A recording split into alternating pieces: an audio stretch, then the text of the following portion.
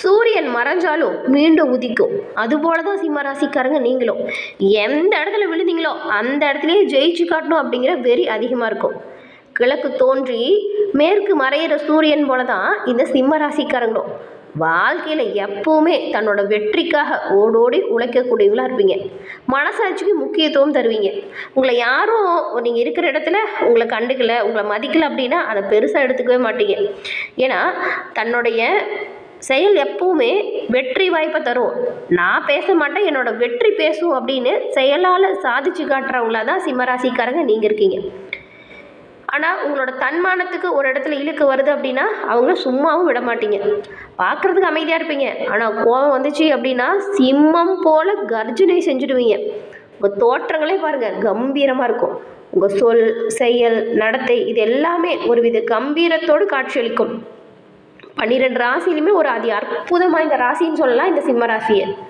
சிம்மராசிக்காரங்க ஒரு சிங்கம் போல் எங்கே இருந்தாலுமே உங்களோட செயல் கவனமாக இருக்கும். உங்களோட எண்ணங்கள் எப்பவுமே சிறப்பானதாக இருக்கும்.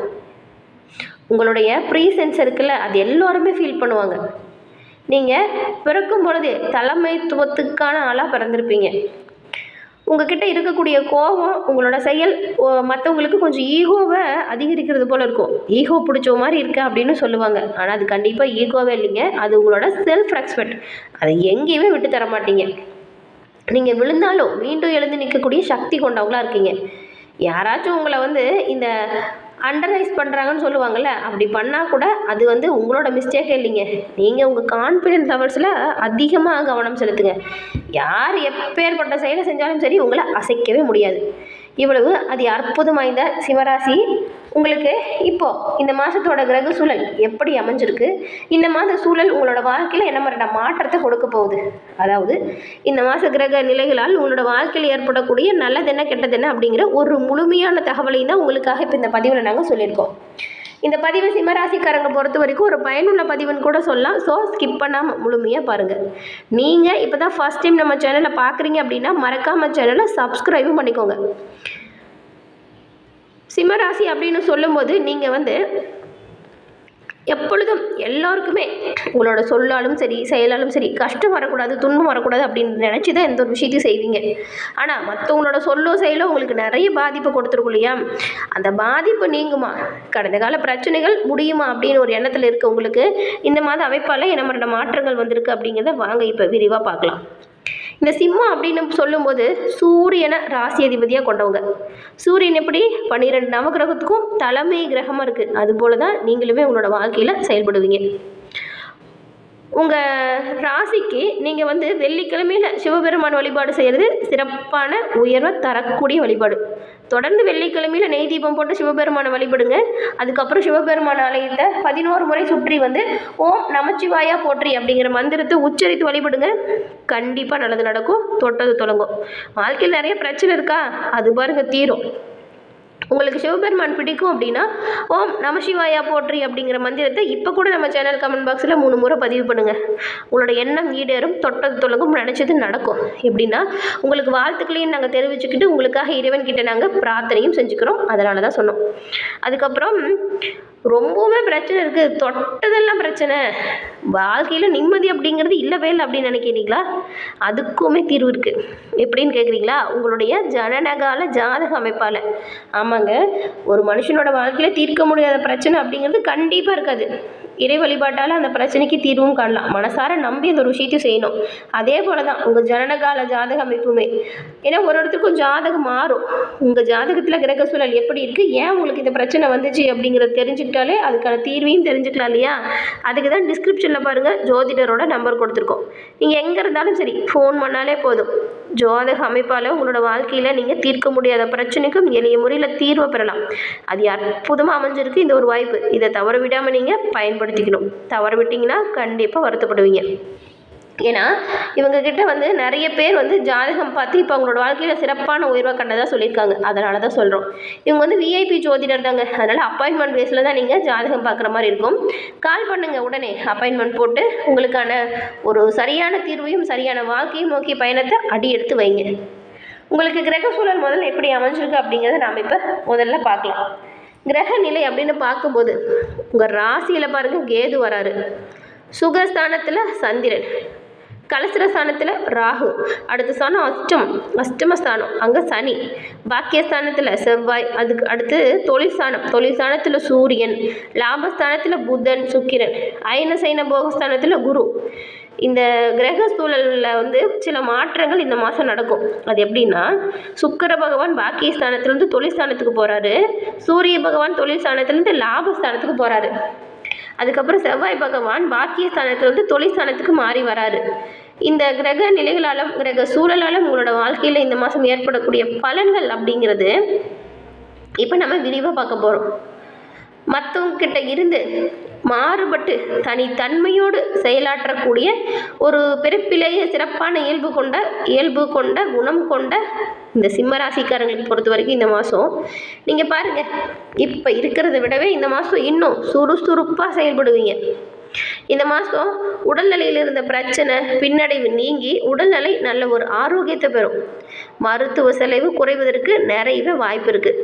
பெரும்பாலும் நீங்கள் வேலை செய்கிற இடத்துல ரொம்பவுமே சுறுசுறுப்பாக வேலை செய்வீங்க. எல்லோரோட பார்வையும் உங்கள் மேலே தான் இருக்கும்.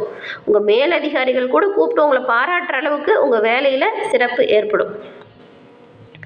அதே போல் தேவையில்லாமல் நிறைய செலவு வந்துகிட்டே இருக்குது. இந்த செலவு ஏன் வருது அப்படிங்கிறது தெரியாமல் இருந்திருக்கும். இப்போ ஏற்பட்டிருக்கக்கூடிய சூழலை பார்க்கும்போது செலவு கட்டுக்குள்ளே வரும். நிறைய காரியத்தடைகளை சந்தித்து உங்களோட வாழ்க்கையில் திருப்பம் ஏற்படுது.